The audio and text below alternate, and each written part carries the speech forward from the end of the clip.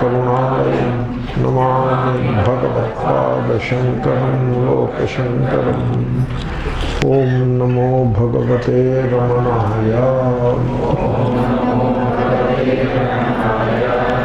ईश्वरार्पितं नेच्छया कृतं चित्तशोधकं मुक्तिसाधकं. So we have seen in some detail the expression chitta shodhakam. We have to see mukti, mukti sadhakam. Count topics, don't count verses on topics. So Ishwararpanam is a topic, Nishkama karma another topic, then chitta shodhanam is a topic, mukti is a topic, 4 topics, not one verse. Okay.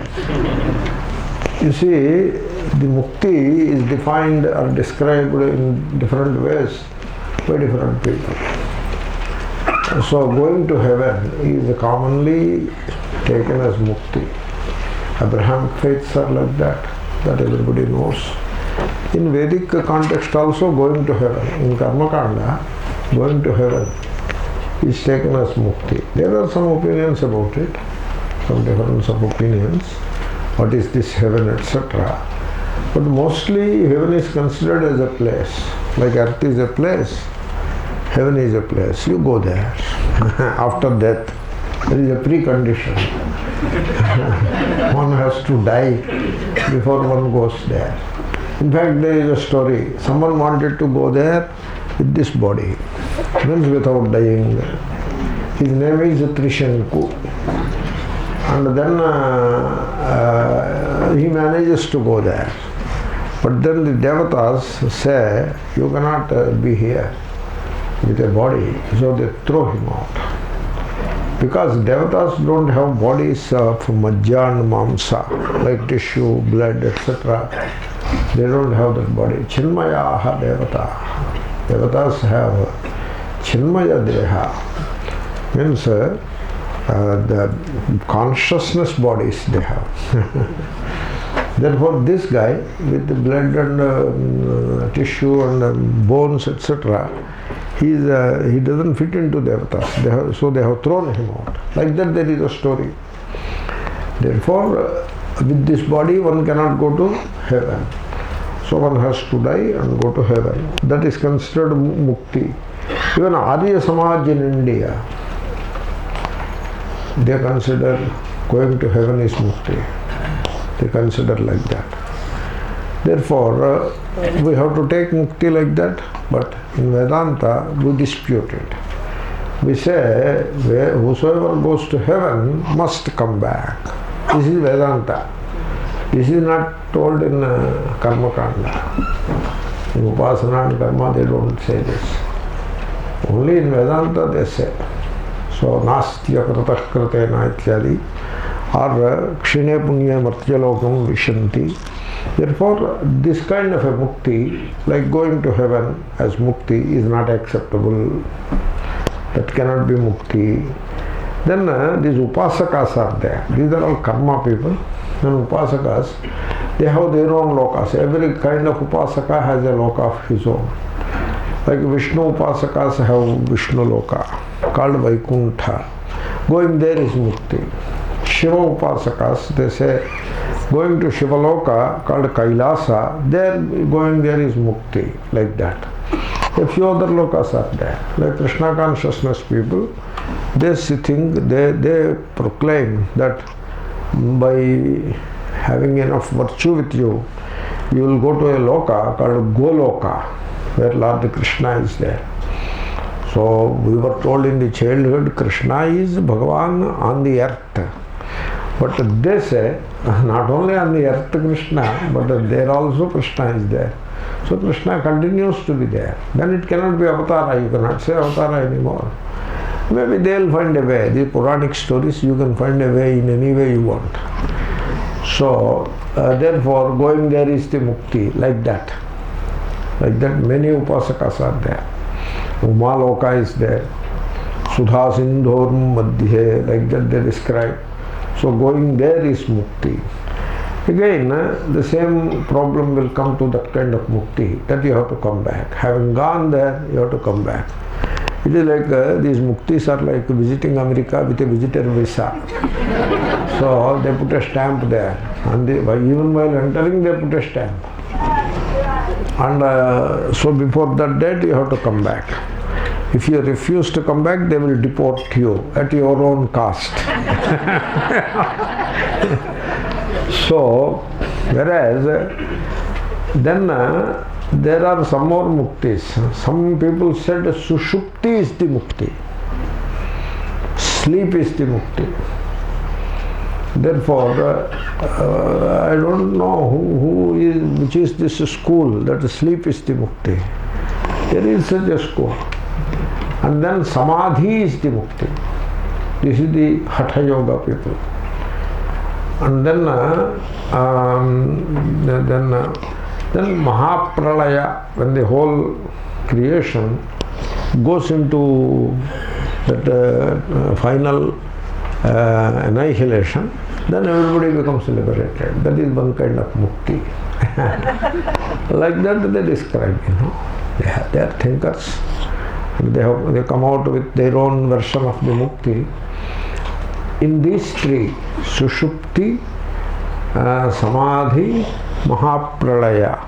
Sushupti is called Nitya Pralaya. Daily business it is. These three can be considered mukti, but there is a problem there. The problem is they are sabija. Means this ajnana bija, karma bija, the seed of ignorance, the seed of karma remains intact. Therefore, Sushupti ends, you come back into the samsara again. Therefore, mukti becomes short-lived. Samadhi ends, you come back into samsara. In fact, the yoga people, hatha yoga people, they are likely to be anxious also about it. Now I will go into samsara and samadhi, and there will be ananda. Samadhi means ananda.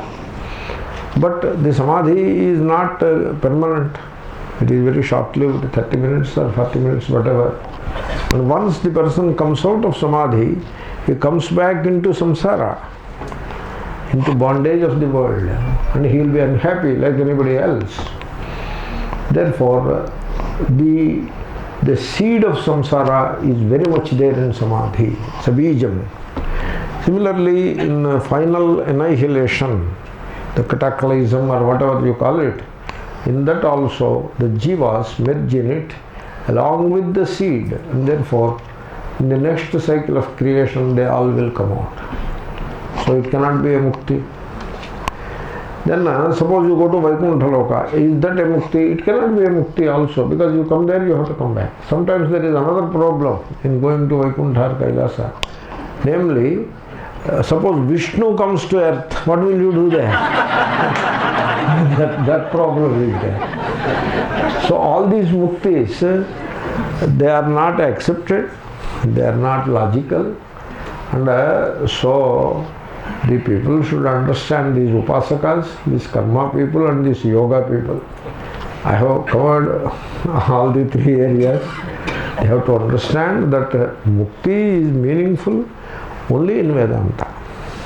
That is, here mukti is Nitya Swarupa, means timelessly your intrinsic nature.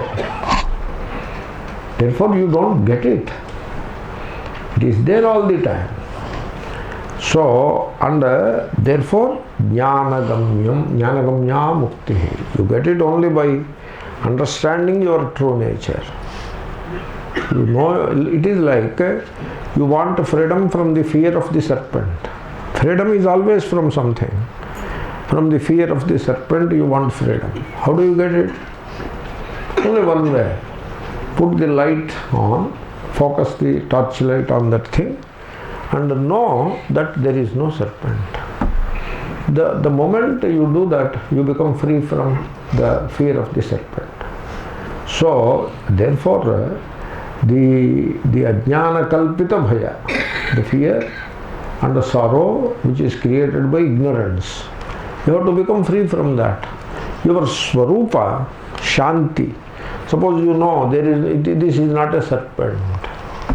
Now fear is gone. Then what remains? Swarupa remains, which is Shanti. That is Nitya Mukta, timelessly free. And so you have to know. So the description which I gave has some value. The value is, you don't be misled by all these descriptions of mukti, like people in the world are so easily misled. So they come to Hrishikesh, by sacrificing a lot they come to Hrishikesh. It is not easy. So to sacrifice the worldly things and come here and struggle here with some simple lifestyle, it's not an easy thing. It's a big sacrifice. And then here they come and they will be struggling for samadhi, because samadhi is mukti. Now what kind of mukti it is? For 20 minutes, 30 minutes mukti. So therefore you have to understand the vision correctly. Vedanta mukti is swata siddha. It is ever accomplished. Only you have to know. Only you have to know. And interestingly, the point to be noted is nirbija. Once you know your Swarupa, there is no reason or there is no seed of ajnana in this Swarupa, because all ajnana is in the mind. It is the mind which is bound and it is the mind which feels liberated. Swarupa, neither bound nor liberated. In that sense, it is ever liberated. Therefore it is nirbija. That sabija is that problem is also not there in Vedanta Mukti. So you see, you have to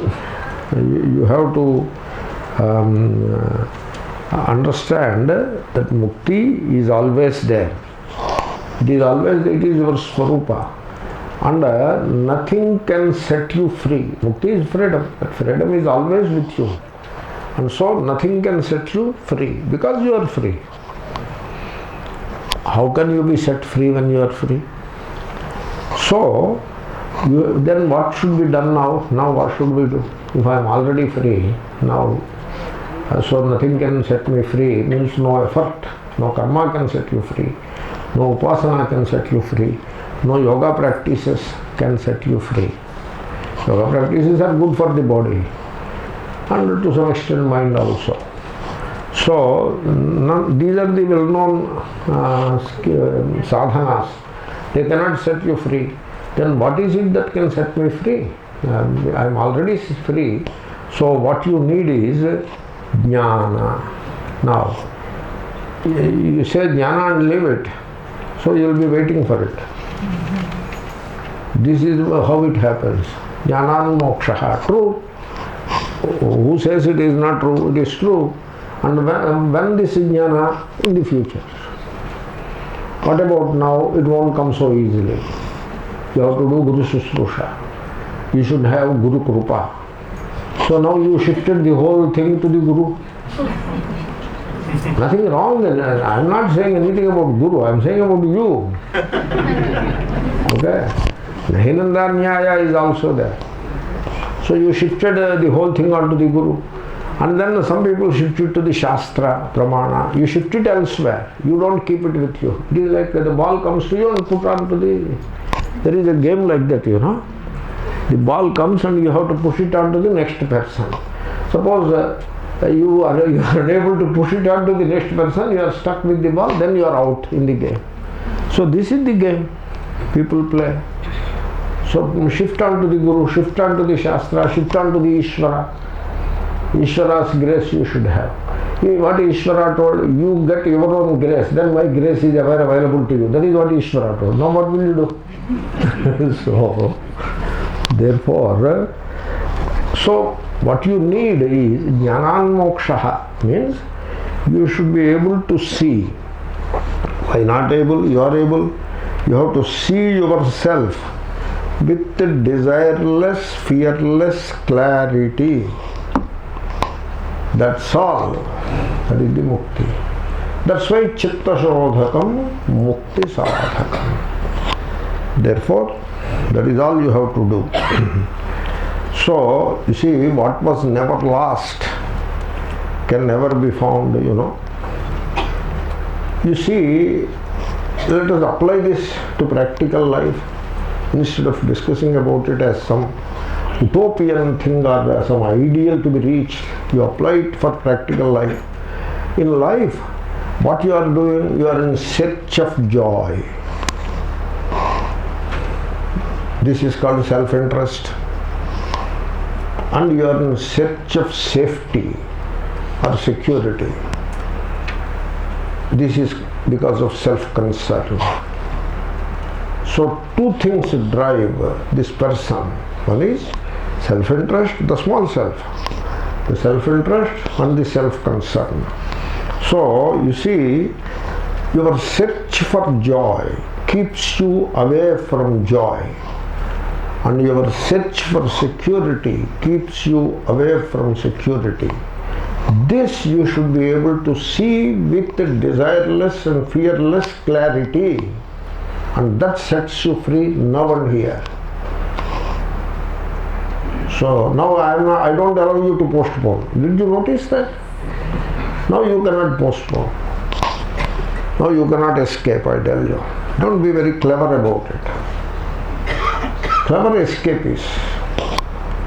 And then, so you nicely escape from the real thing and then build a superstructure around the trappings and then get committed to it. Convert the whole thing into some utopia or ideology and get devoted to that and find security in that and remain insecure. So, you see, I tell you, the disease is simple and the remedy is simple. Stop searching, cease losing. Because as you start the search, you have lost it. So we say the standard story, Kanthagata Chami Karanyaya. You please understand this story, I told a few times. So the queen lost diamond necklace of very high value and she is desperately searching for it. It is like a toothless person lost his removable denture and he is desperately searching. Something like that. Okay. So the queen is searching for it. Diamond necklace, very valuable. And then when the queen is searching, half a dozen of her maids are also searching. If they don't search while she is searching, they will lose the job. So they are also searching. And then the message went to the king. And king deputed the minister. And the minister is a wise man. He came into the Antahpura, the harem, inside the palace. And he saw this commotion. And the queen and the party led by the queen, consisting of half a dozen maids, frantically searching every nook and corner of the place. Now he asked, what is the matter? Diamond necklace is lost. He understood the difficulty. He said, stop searching. Then the queen asked her, she is frustrated with this minister, and she asked her, what nonsense are you talking? When I lost the diamond necklace, if I stop searching for it, how will I get it? Then he asked her, I will tell you how you will get it. You assure me if I stop searching, I will get it? Yes. Okay. You are supposed to be the minister and king believes you so much. They say you are a wise man. Now I stop searching. And you ask the maids also to stop search. They immediately stop searching. Then he said, you stand like this, okay. Take the right hand up, okay. Turn like that, okay. Put it on your neck, okay. Oh, I found it. This is the story. This is called Kanthagata Chamikara Nyaya. In this story, you have to learn a few morals. Number one, so you don't search for a thing which you have never lost. Number one.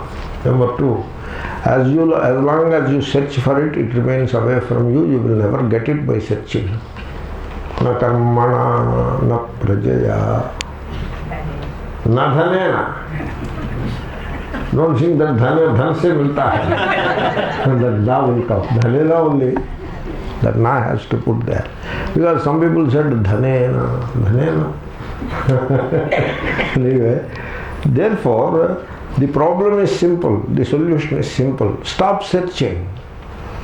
When you stop searching, you stop losing. You start searching, you lose it by the very effort to search. That is the chitta shodhakam mukti sadhakam. Desire is a search, you know. In desiring, you are searching for something, some ananda, etc. Therefore, it is your mind that makes you insecure and unhappy. That's why chitta shodhakam. Your mind makes you insecure and unhappy. You are neither insecure nor unhappy. So, why you become insecure and why you become unhappy? You remember or recollect the past and become unhappy. And you imagine the future and become insecure. Now, who recollects the past? Memory, the mind. Who imagines the future? Mind. And so you play this game of recollecting the past and imagining the future whole life and complain that you are unhappy and you assume that somebody will liberate you. Don't you see the problem? The problem is very simple. Only you have to see it with the clarity of understanding. Therefore, you stop misusing your mind. Stop misusing your mind. You use the mind to recollect the past and become unhappy, and to imagine the future or anticipate the future and become insecure. This is how you are using the mind. As long as you misuse the mind, that is the impurity, so you will remain insecure and unhappy. That is the bondage of samsara. Stop misusing the mind. Now, how is a big topic.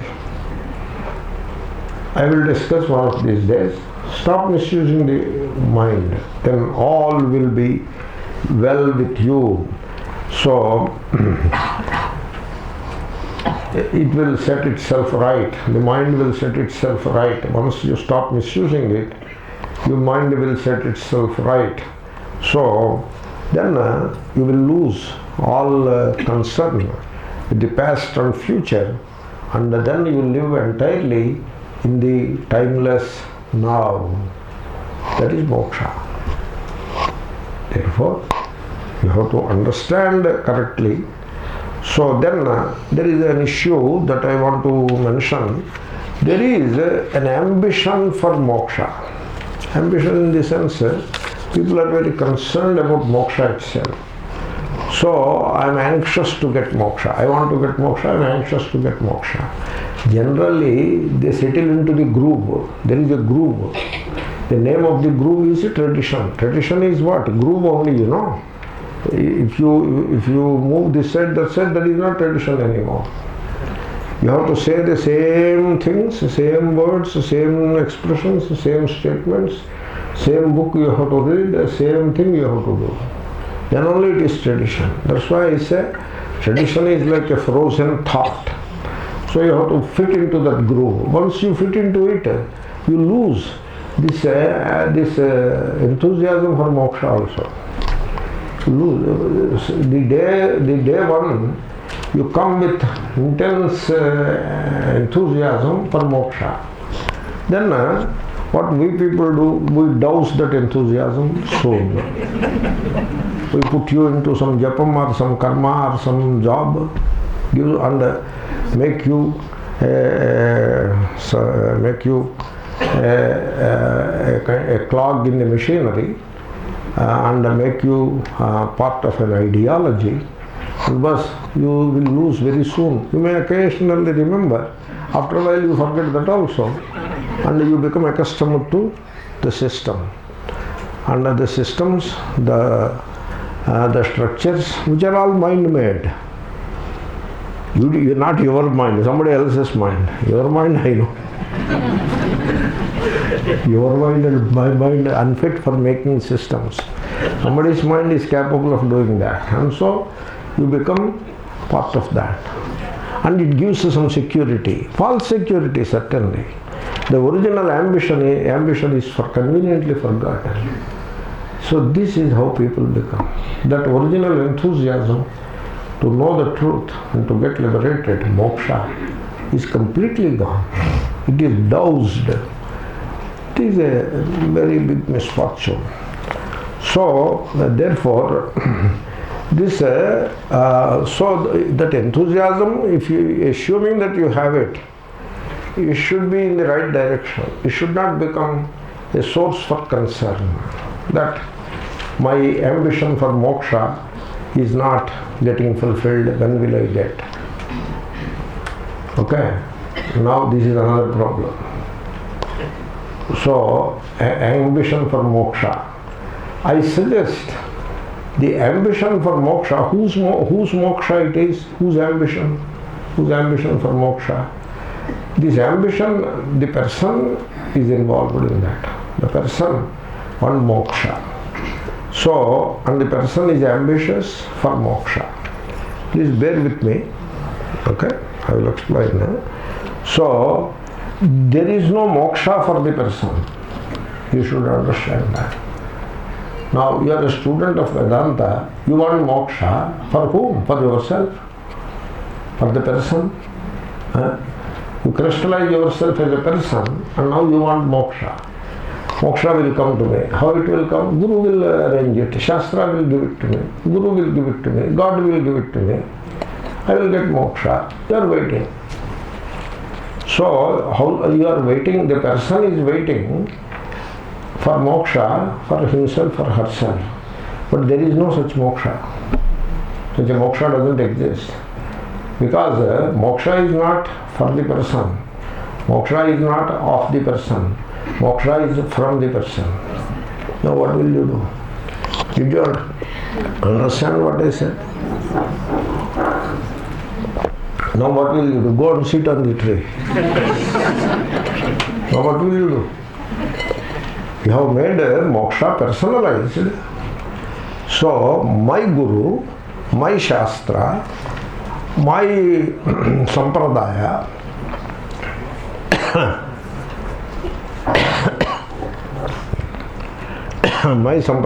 my sannyasa, my sadhana, my mantra japa or mantra, my God will give me moksha. Is there any such moksha? Now the mind and me has become so strong.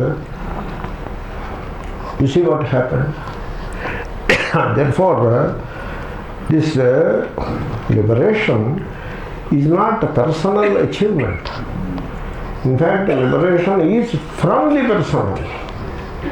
When you say, as long as you say my sampradaya, you are not anywhere near liberation. When you say all sampradayas are included in the truth, and sampradaya in itself is a time-bound thing and it is unreal. Atma is real. And Atma doesn't belong to any sampradaya. Therefore, there is no my sampradaya, my tradition, my religion, my culture, my shastra, my guru, my moksha. Go and sit on the tree. You won't get it. Liberation is not. So you have to see what the systems are doing. Systems are not helping. People are good-meaning people. To begin with. At least, later they go this way, that way. But to begin with, they are very good meaning. But unfortunately, they become slaves to the systems. Systems are, they are projections of a mind.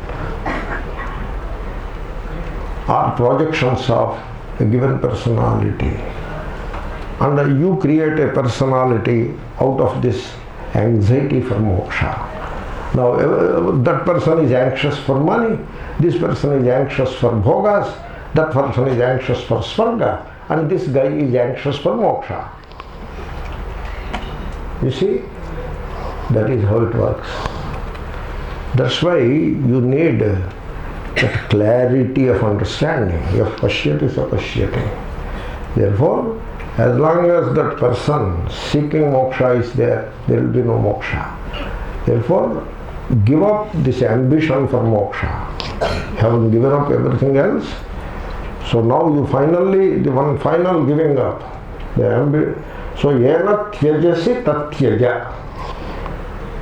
By that personality with which you have given up everything else, now that personality also you give up. So the personality that has taken sannyasa remains intact. And I am remembering all the time, this is the day I took sannyasa, on that day. You see, what is that you have given up? I suggest you have given up nothing. What is it that is given up? Remembering all the time, this is the day I took sannyasa, this is the day I left my wife. So, or I left the family. You did not leave it. You did not leave it, you know. You see, two Zen monks are walking. This story you know. At least some of you don't know, I hope so. Two Zen monks are walking. And there was a heavy rain the earlier night and the path is very dirty. And one young lady with flowing robes, white robes, was standing on this side of the road, anxious to cross the road. How can she cross the road? It is so muddy and her dress is so sparkling white. And it is flowing dress. How can she cross? She was flabbergasted, not to know what to do. Then one of the monks, he stepped forward courageously and took her in his arms, lifted her in her arms and put her on the other side of the road. She was so happy she ran into the house. Then these two monks continued their walk along the muddy path and reached the monastery. Just about to enter inside the gate, then the other monk said, "You should not have touched her. Already 30 minutes time has happened. You should not have touched her. You are a monk and touched a woman." Then this man said, "I put her down 30 minutes back, whereas you still did not put her down." You got the point? Therefore, you don't give up anything. Celebrating the date of renunciation, is it giving up? You have forgotten the date of renunciation, that is the giving up.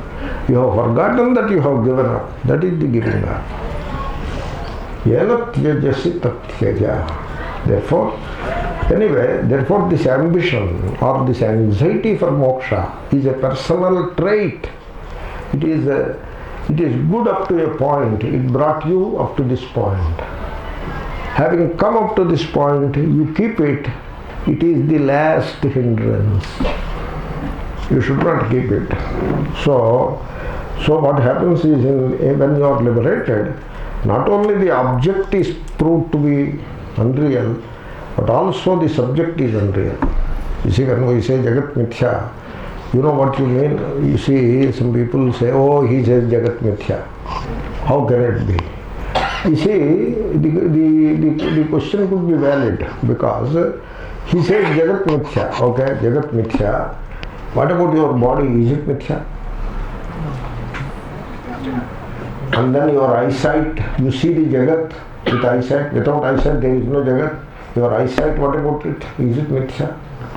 Your cognitive mind, is it Mithya? You, the subject, is it Mithya?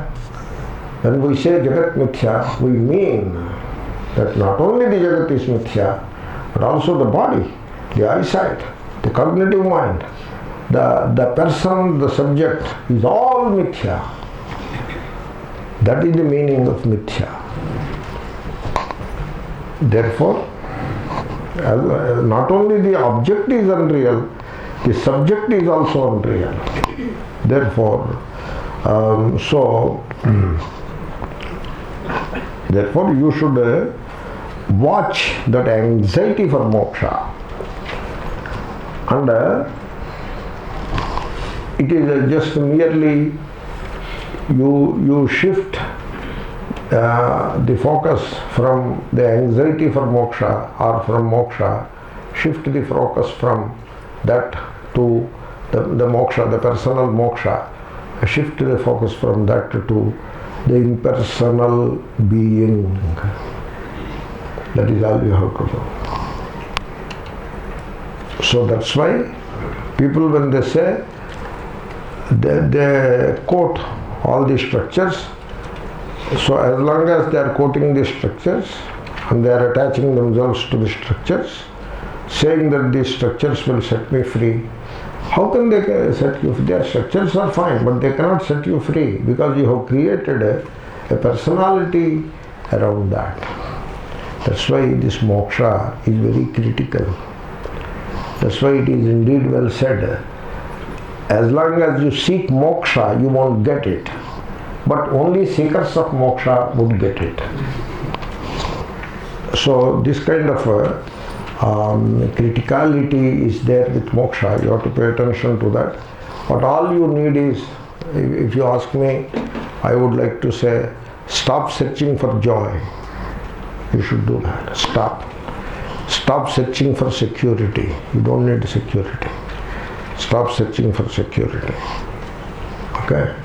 You see, a person came to me and asked, I have saved this much money, now am I ready for sannyasa or not?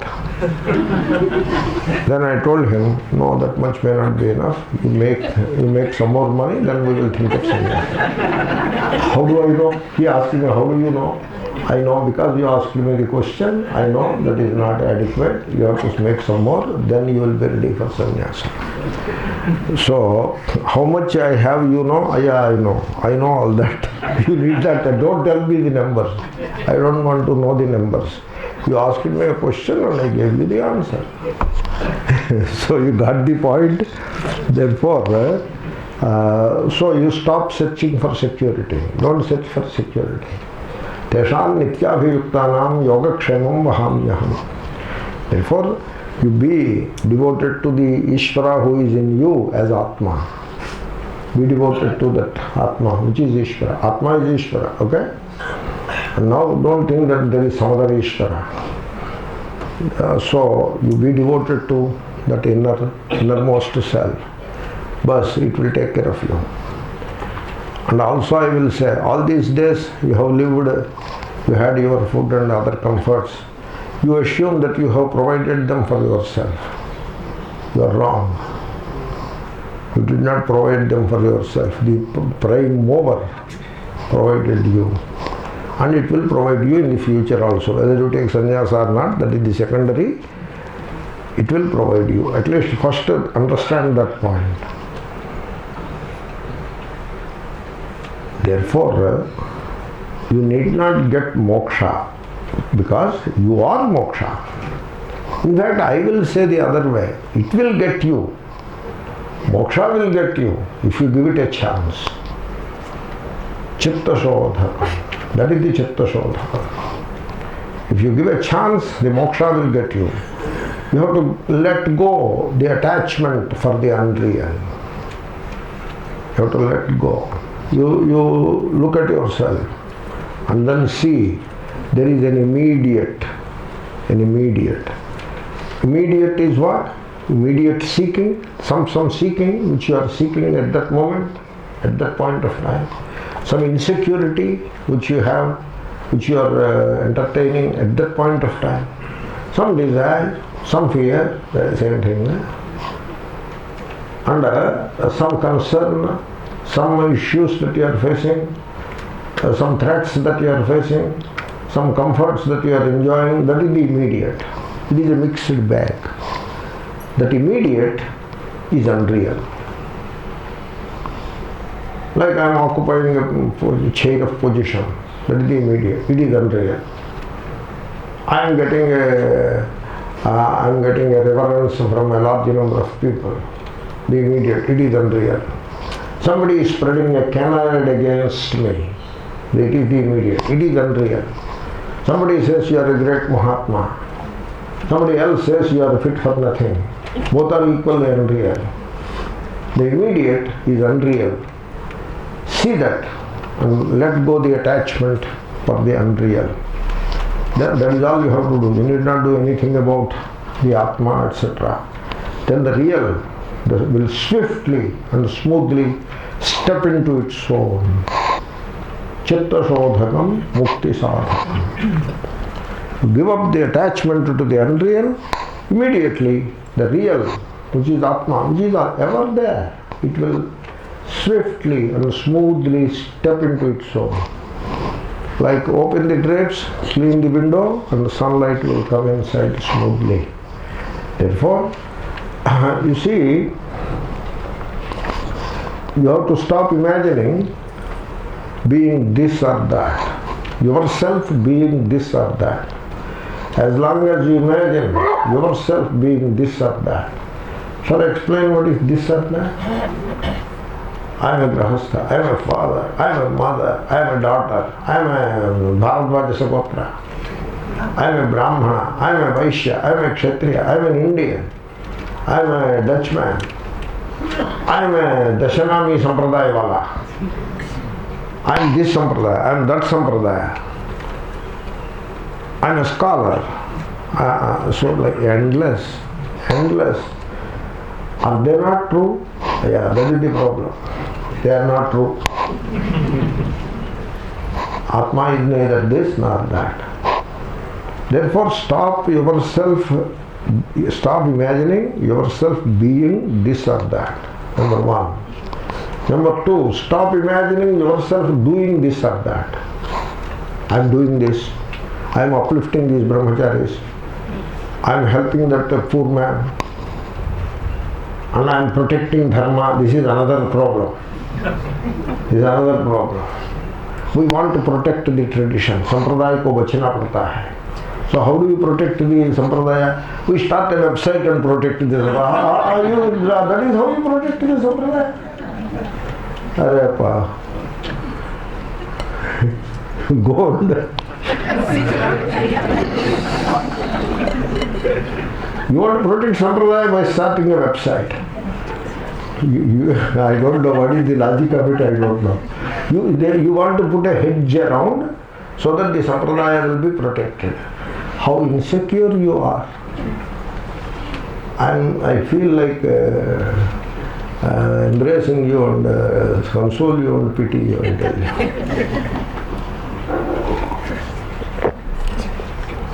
So, therefore, stop imagining being this or that. Stop imagining doing this or that.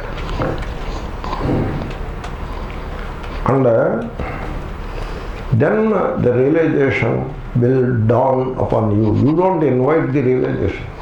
You don't invite the sun. Will you bring the sun? Or sun will come by itself. You don't invite the sun. You be prepared for the sun. You are ready for the sun. Instead of sitting in a dark room, you open the windows. And you are now ready for the sun. And the sun will come swiftly. You sit in the dark room and you are preparing for the sun to come. Look at that. As long as the personality is kept intact, so therefore the reality will dawn upon you. You don't invite the real. And when it comes to you, so it will be experienced by you as great love. You feel it as a great love without any choice or predilection. A great love, and the love which makes everything lovable. Because when you are pure love, everything is lovable. A dry leaf is also lovable. The one who abuses you is also lovable. Everything is lovable because you are love. It is like the rose makes everything around it fragrant. This is how moksha has to be understood. Therefore, moksha liberation can be understood, should be understood as liberation from the false. What is the liberation? Liberation from the false? Liberation from the self-imposed false ideas. That is all. That is all the liberation. It is not any particular special experience or any such thing. So it is your own Swarupa. It expresses as pure love. Okay? Earlier I said it is experienced as pure love. What I mean is it expresses as pure love. Now the experience word, I did not use it in the sense of a time-bound experience. You don't confuse it like that. You can still use the word. Usage of the word is not the point. The point is timelessly, the timeless, that point you should not forget. So do not create a time. The psychological time, do not create. Once you stop creating the psychological time, you will discover that you are ever liberated. You are timeless. That's why when somebody says, the Shastra will liberate me after some time, or Guru will liberate me after some time, or Ishvara will liberate me after some time, or the Sampradaya will liberate me. You are waiting before a painted door. It will not open. So you have to think about these things. So let us say we are done with that verse. Chitta Shodhakam Mukti Sadhakam Kayavang Manah Karyamuttamam Pujanam Japaschintanam Kramat. A little Vyakaranam, if you are interested. Some of you may be interested. Kaya Vang Manah Karyam is a single samasa. In that, Kaya Vak Manaha Dvandva samasa. Tesham Karyam Shashti Tatpurusha. Kartari Shashti. Kartari Shashti. When there is a Kradanta following, the Shashti means Karta. So what Kaya does, Vak does, Manaha does, like that. Here there is a small critical issue from the Vyakarana point of view. Suppose you start the Dvandva, Vakcha Manascha. Suppose you do that Dvandva, Vakcha Manascha.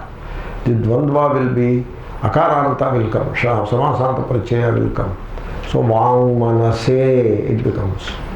And Shashti Tayoho Vang Manasayoho Bhashyakara. Vang Manasayoho, that you have to make it Akaranta. You cannot keep it Sakaranta. Manasoho you cannot say. Vang Manasayoho. But here it remained as Sakaranta. Vang Manah Karyam. And so now who doesn't know grammar?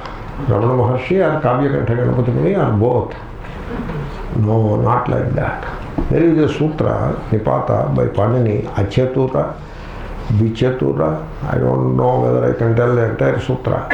Achetura, Vichatura, Suchetura, Dhenvanadvaha, Stripumsa, Vangmanasa.